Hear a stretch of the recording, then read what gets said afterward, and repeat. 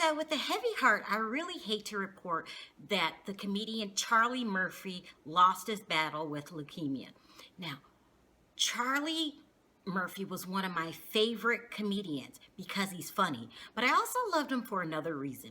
He is the brother of Eddie Murphy. Eddie Murphy, I don't think there's a person on the planet who doesn't know who Eddie Murphy is. When you have a sibling or a parent that is not just a star, a superstar in his industry, like Eddie Murphy is a comedian that all comedians study. He is the one that reinvented the game. He came in and said, hey, I'm going to show you comedians how it's really done.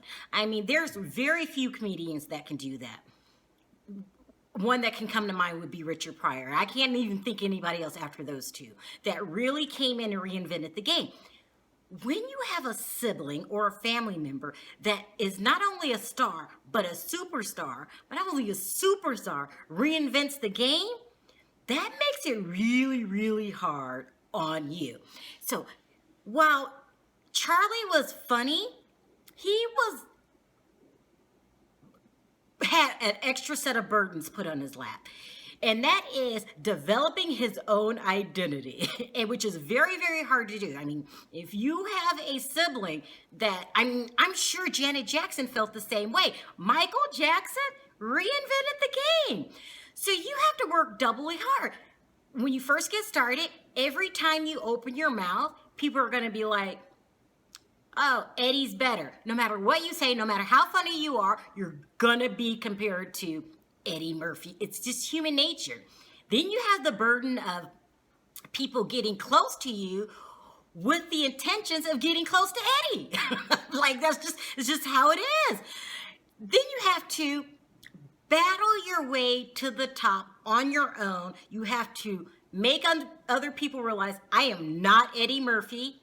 And I am talented in my own right. There's only a handful of people that can do something like that because this is an arduous task. I mean, damn near impossible. I mean, only one comes to mind right now, and that's Janet Jackson.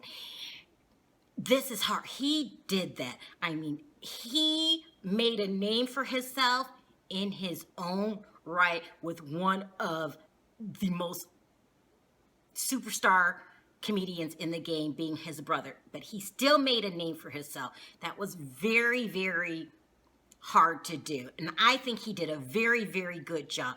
I thought